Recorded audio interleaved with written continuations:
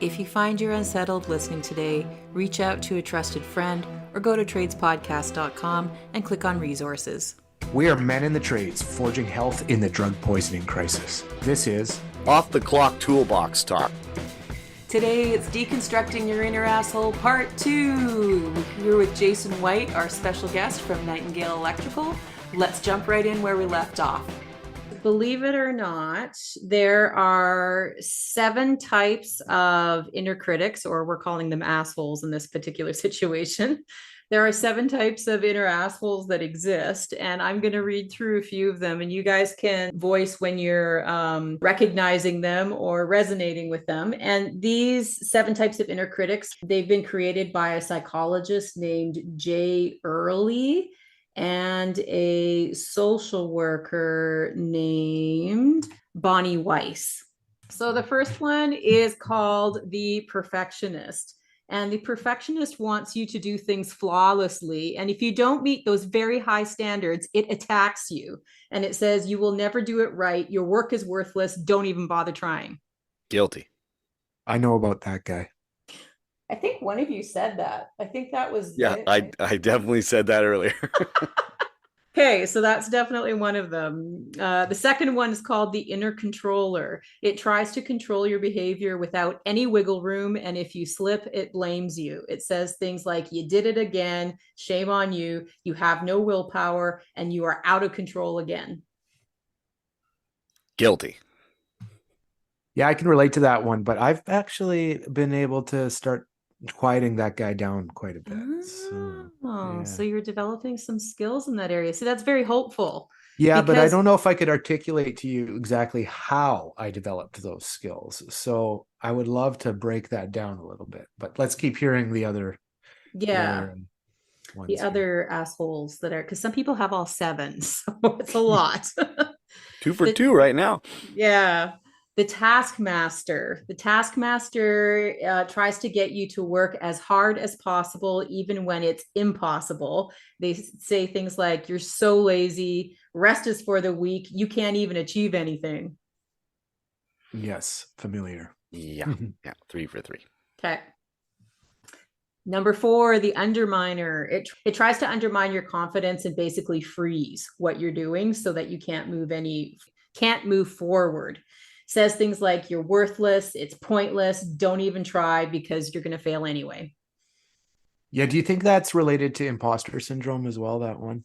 Yeah, and like almost everybody has imposter syndrome. So, and some people are just like, what? That's a thing? I've been living with it all my life, but there's other ones that are actually even more imposter syndrome. Number 5 is the destroyer. It shames you deeply by making direct attacks. It says you're a big failure if people only knew who you really are. Ooh, I've heard that sentence. Yeah, so that was my primary inner voice for all my years in addiction. When I would see my reflection in a mirror, that was exactly what I would say to myself. You're a failure. You're never going to amount to anything. I'd look myself in the eye. I would say, you're a loser. You're an idiot. You're an asshole. You're never going to accomplish anything in your life. And it became it was such a core belief that, it was the narrative that was in anything. And then I was also simultaneously waiting for the people around me to kind of confirm it. So any mistake or any wrong move was an opportunity for somebody to be like, haha, see, he is a failure. Look at him. And I was just always, on edge for that. Since coming out of addiction and not facing that struggle and overcoming that for so many years, that voice is not prominent anymore. And put a lot of time and energy into recognizing that is not truth. What I was saying to myself, it was false. But I don't think that that's unfamiliar to a lot of people. No, I felt that in the pit of my stomach when you said that. Like, it was palpable. That's the same voice. And like, I if only people knew what you're really like, or if only people knew who you used to be. Like, it was even a voice that tormented me after I came out of addiction and after I moved on to the next part of my life, it was a voice that said, "Oh, but don't let them find out who you were." Mm. You know, there was like it was a threat of shame that Mm-hmm. lurked in the background. You know, on that, Jason, there was a season of my life. I had a lot of relapses during my years, kind of trying to figure out the addiction thing and going through recovery. And there was a time I was just so fed up with repeating that pattern over and over and over again that I kind of figured, oh, I'm just gonna reinvent my entire life, my social life, and I had changed social groups to the best of my ability, and I had come into this new group where I was not going to let them know about my past. I was Hmm. going to keep it a secret. I was never going to reveal that I used to have this addiction struggle. And that was motivating to me at the time. I thought it would be a new way to start a new life, but it all imploded fairly dramatically with another relapse in which every one of these new people in this social group discovered the truth Mm. about me because my past came roaring back. And I realized that, there was way more power in owning it. Mm-hmm. And there was way more strength in just letting it come out and letting people see all of who I really was. Yeah. And that's not easy. I mean, it's not like, you should disclose every detail of your life to every single person you interact with. Yeah, I But agree. no, there needs to be some, caution and boundaries there, of course. But Yeah. for me, that was such a core part of who I'd been for so many years. I mean, a struggle with opioids that was nearly 15 years long. There was no way to hide it and pretend it didn't happen.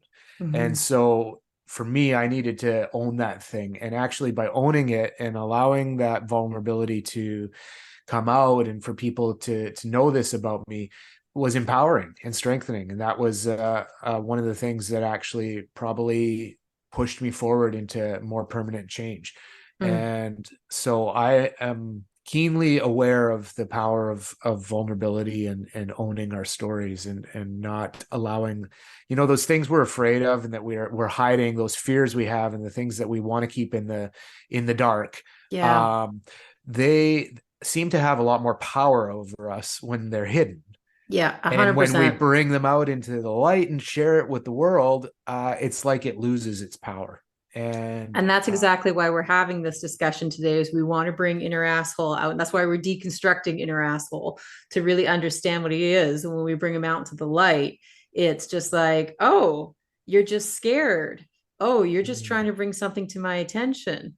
Oh, you're in pain, like and understanding what it is. And it takes away his power and it empowers the other parts of ourself to a degree take care of inner asshole to help inner asshole get what they need or to listen to the helpful parts of inner asshole's message. mm-hmm. You know, you said in there like a part that really struck a chord with me, like when you kept falling into the same patterns and you were so afraid that people were going to find out about it. And I can remember kind of having the same issue myself and the shame that comes with that, right? And that you feel like you have to carry it around. And you know the feeling I always really struggled with is like, this isn't a problem for other people. Like, why is it a problem for me? And like, especially when it comes to like alcohol is a big one, weed's a big one. These ones where like they're socially accepted, and not just Mm-hmm. socially accepted, they're socially encouraged. Yeah. So when you're struggling with alcohol, or you're struggling with marijuana, you're going like, how are like, what's wrong with me? Why am I broken? And like, Mm-hmm. for me personally, one of the things I struggled with, it wasn't like a substance abuse, it was pornography. Mm-hmm. And like, That's super you want common. to you want to talk about a quiet shame that nobody wants to talk about. Mm-hmm. Like, you know, people are addicted to that all the time. Yep. They're feeding that addiction multiple times a day and they're not talking about it. Yep. They, they don't want to bring it up. They're ashamed of it. Yeah. They're ignoring their partners because of it. Mm-hmm. And, you know, whenever people go to talk about it, they go, well, that's not a problem. Mm-hmm. What do you mean? think Yeah. people have a hard time understanding the consequences of a behavior like that. Like when we look at addiction, addiction by definition has harmful consequences. If you're not experiencing harm as a result, then technically it's not an addiction as far as the DSM-5 is concerned, and how they would diagnose addiction. Yeah.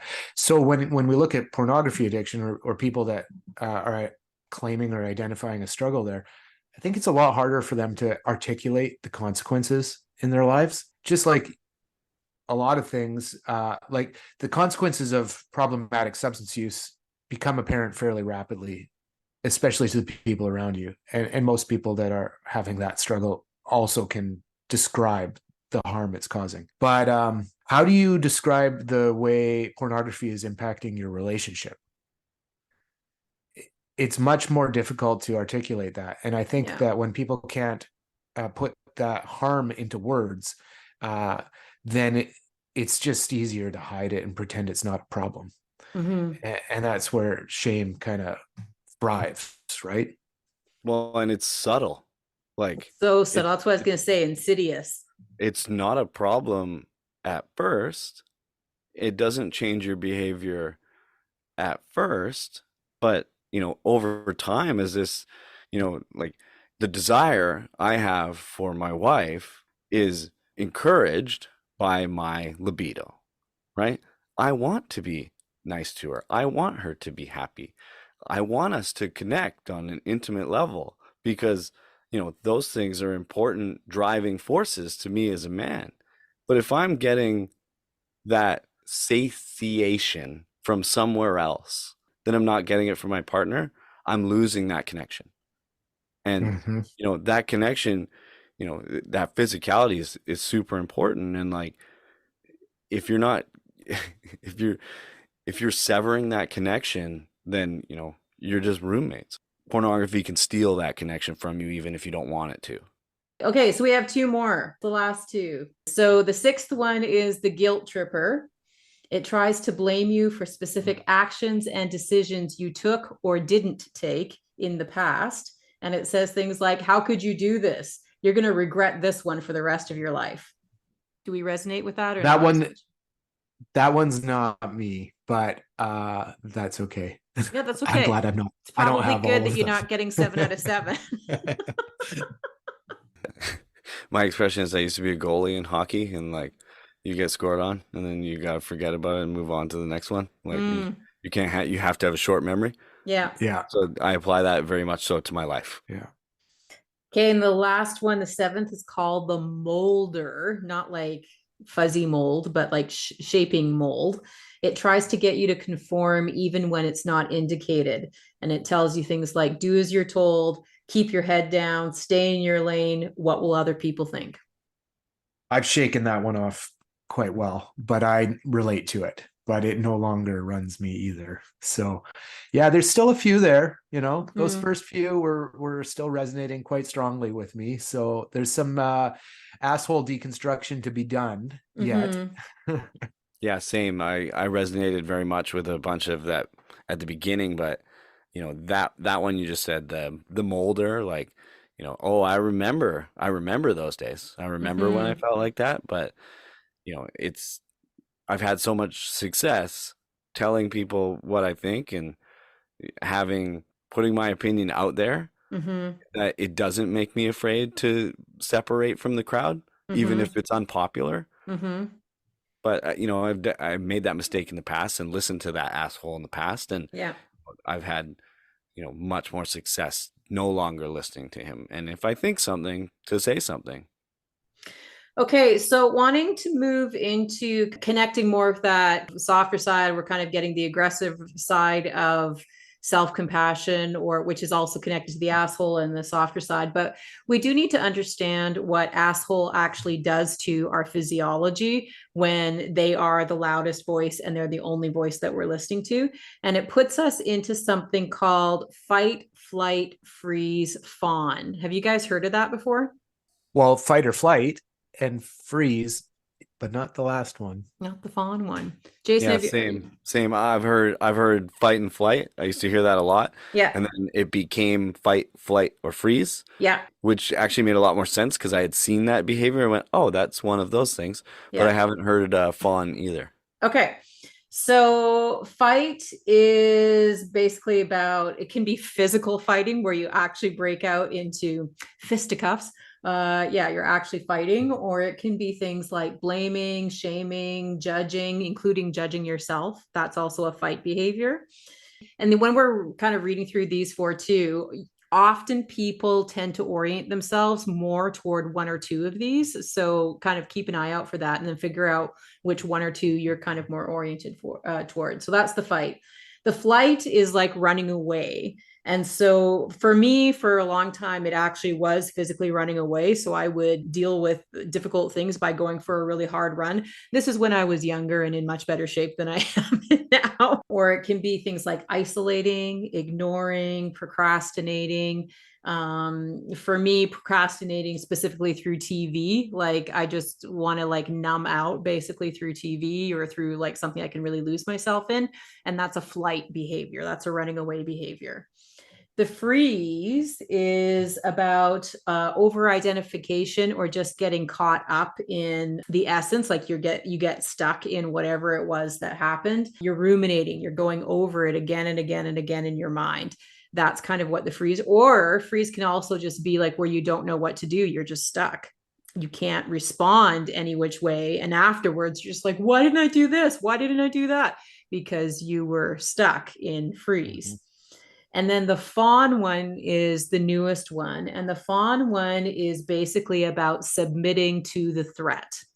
So you're over functioning, you're solving all the problems, you're not respecting your personal boundaries, you're appeasing, you're working way harder than you should be for other people's benefit, and it's not your benefit.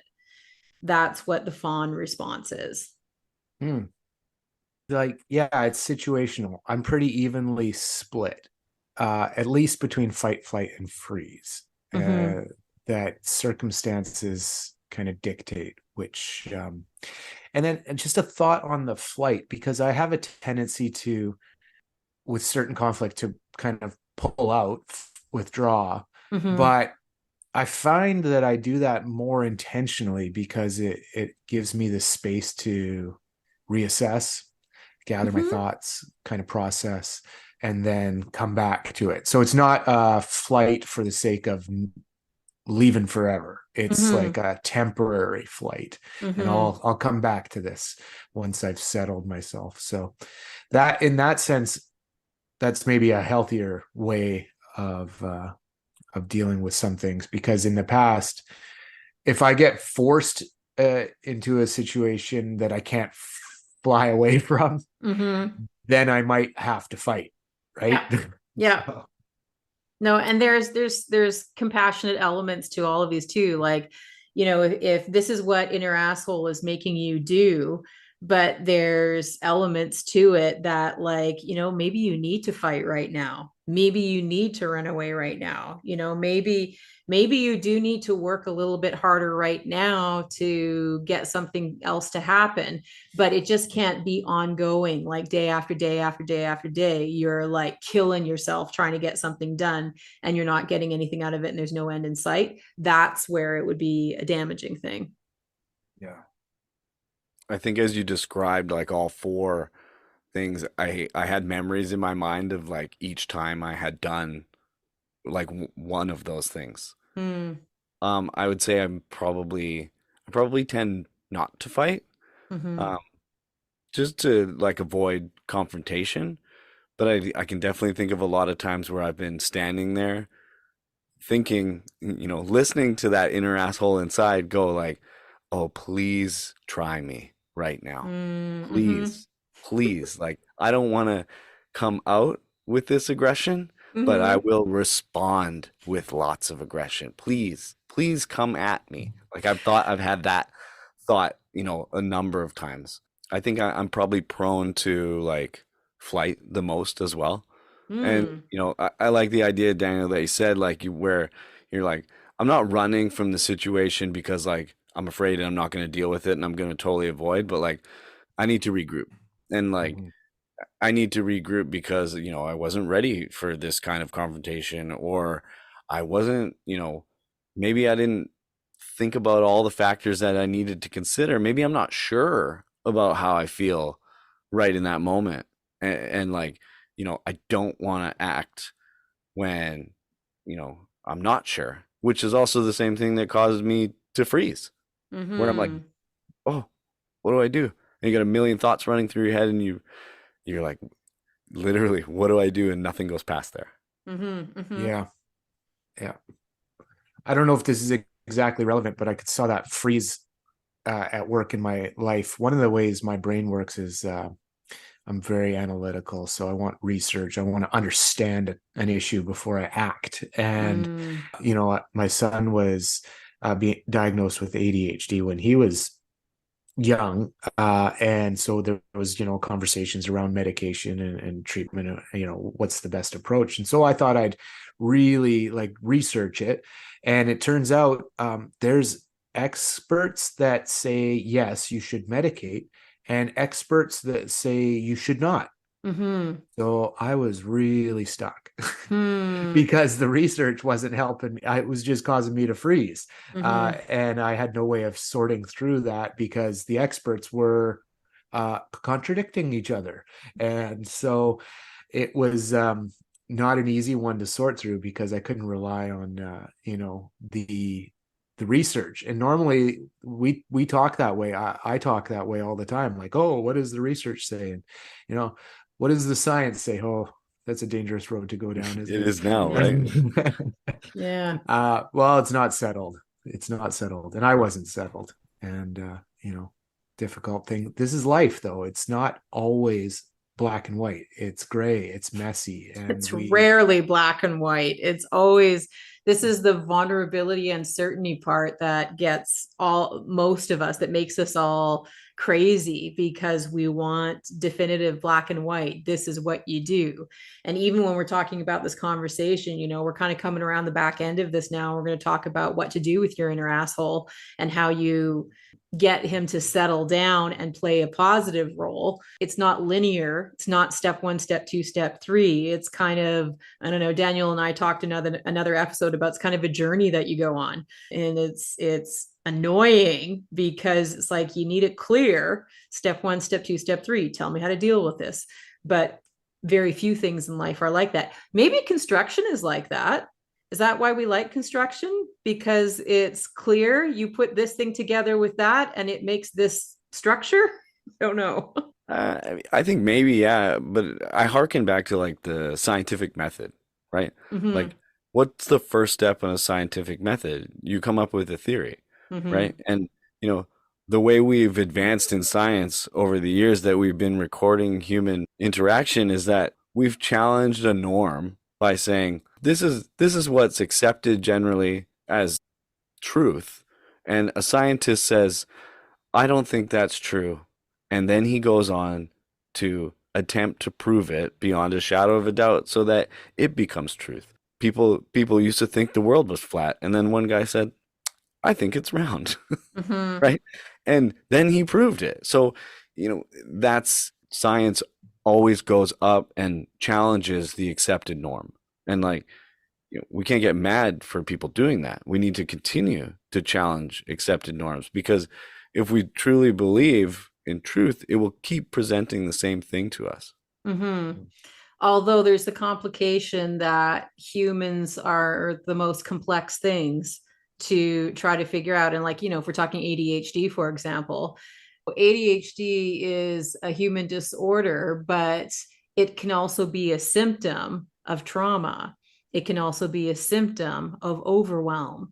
It can also be a symptom of lack of sleep. And it's actually the sleep patterns that are the problem. So you're medicating the ADHD, but it's actually because there's a sleep disorder there that's causing the ADHD symptoms.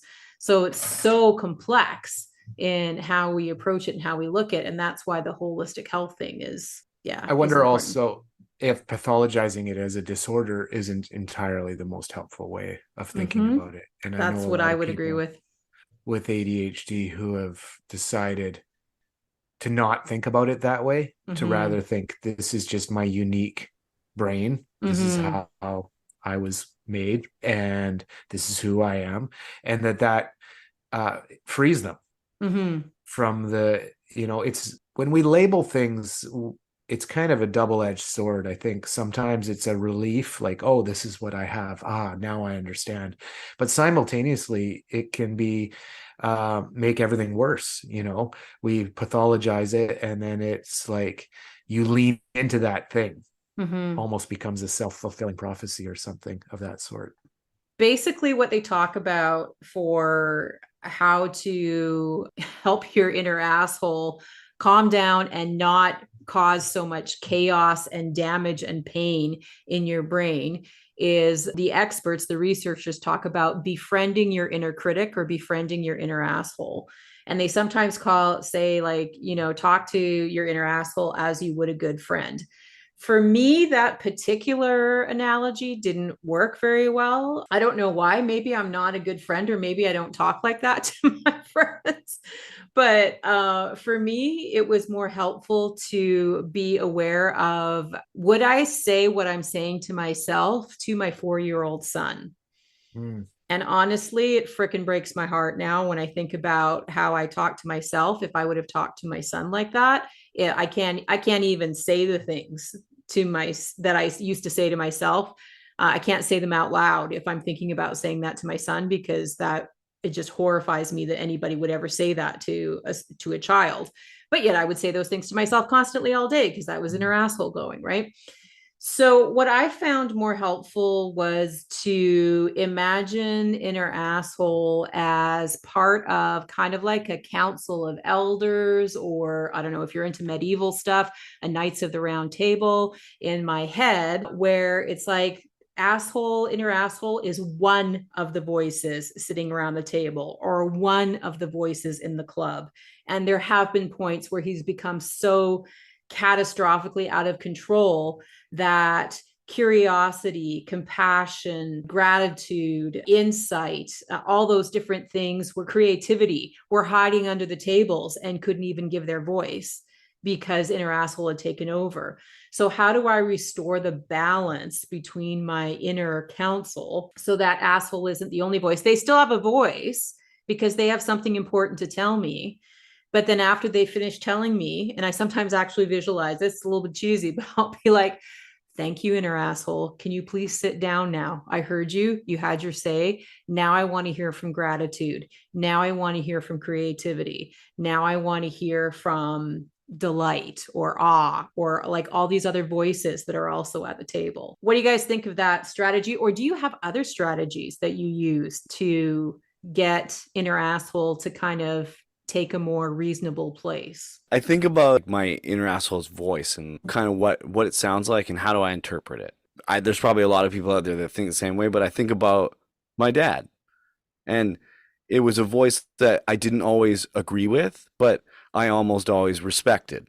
So like now when I hear his voice, right, I go like, okay, like, yeah, that's great. That's a valid opinion, and it's important that it got said, and it will influence the decision, but probably not as much as it wants to. Mm-hmm. And it kind of works in two ways. Like I think about like when I was a teenager, and my dad yelled at me because of the decisions I was making, and I didn't agree with what he had to say, but I had to listen to it, and I still respected him. And then I think about him now that I'm an older man, and I I hear his voice and I hear his opinions, and I don't necessarily agree with them or listen to them, but I still respect what they are and where they come from because they come from a place of experience. Mm-hmm. Yeah. And I think that's kind of when I hear my inner asshole voice, I'm going, he's saying that because he's been somewhere. He's trying to protect me. He's hurt. He's afraid. These things that are driving that asshole voice, they don't come out of nowhere. They come from fear, shame. Yeah. Like they come from a place that's real. Mm-hmm. And it's uh that aggressiveness is a veiled attempt at protection. Yeah. Because of my analytical kind of logical mind, I had to find tools that resonate with kind of how I think. And so during my years, kind of through addiction, journeying through addiction and into recovery, tried a lot of different modalities to help me with that. And the one that resonated the most with me was Smart Recovery. And that was because it's based in psychology, it's cognitive behavioral therapy. And there's some tools in there that they teach, one of which is really designed to help you dispute irrational beliefs. And so when I think about a lot of these things, at least the things that my inner asshole would say, they're irrational beliefs. And so using my logic mind, I take a look at how that's worked out in the way SMART teaches it, is that first of all, something triggers your belief, an event happens of sorts, and that is what leads to an emotional response, behavioral consequences, etc. And so you kind of have to pay attention to those things happening. And then what I do is I dispute the belief. I mean, I literally bring it to mind and say, this thing is irrational. There's no evidence to support it. There's no logic behind this. It's not making any sense. I'll challenge if it's valid, or I'll look for a way to replace it with something that's more rational and more constructive. That's a tool that I took on that works for me, but I think it's really important that people become like one thing we're talking about here is self-awareness, knowing yourself, seeing what makes you work, what makes you tick, what do you react to, and what does that reaction look like? And is that the reaction you want to have? As we learn about ourselves, I think we'll find the tools and the skills that resonate with us. And so if something, we've all kind of talked about a different tool or a different way of looking at this thing, and one works for you, Karen, and another works for you, Jason, and this one works for me. We're not all the same. And the tools that we put forward to suggest to people to use might not work for you. You might need to go on your own journey, self-awareness, exploration, and discovery of what does work for you, right? Yeah, absolutely. 100% agree with that. And we're just spitballing ideas here. And everybody, that's the key thing, is you have to go on your own journey. And that's kind of, actually even helping us tie up with this, is that if all you do is shift from hearing inner asshole screaming, what the fuck is wrong with you, to shifting and using other parts of your brain to ask, what happened here? Let's take a look at why this failed. And if I'm using my analogy of, the inner council of elders or whatever, let's let some other people talk here besides just asshole. Let's let courage talk a little bit. Let's let hope talk a little bit, or whatever, or do your disputing irrational beliefs, right? Shifting from that voice of it. And when you first hear the what the fuck is wrong with you voice, and then you identify that, okay, asshole's talking, let's figure out what asshole is upset about. Yeah, that's brilliant. And it's funny, Karen, to hear you talk about the names of the voices on your council, because I asked my question, I'm like, oh, what does experience have to say? What does perspective has to say? What does gratitude have to say? Those are the names of the voices in my head. Right on. Well said. Well said. This has been a Fraser House Society project, hosted by Daniel Snyder, co-hosted and produced by Karen Jansen, managed by Delan Young from the traditional, ancestral, and unceded territory of the Coast Salish peoples. Production of this material has been made in part through a financial contribution of Health Canada. The views expressed herein do not necessarily reflect the views of Health Canada or Fraser House Society. The content of this podcast is conversation between people with living experience and should not be taken as professional advice. Special thanks to Nightingale Electrical for supporting Off the Clock Toolbox Talk and standing behind our trades folks in the unregulated drug crisis. Help save lives! Go to tradespodcast.com to find tools and tips to promote the podcast on your site with minimal stressors. Like us on socials, Instagram at offtheclock.toolboxtalk. Send us constructive feedback in any form you'd like. tradespodcast@gmail.com. Help us, help you.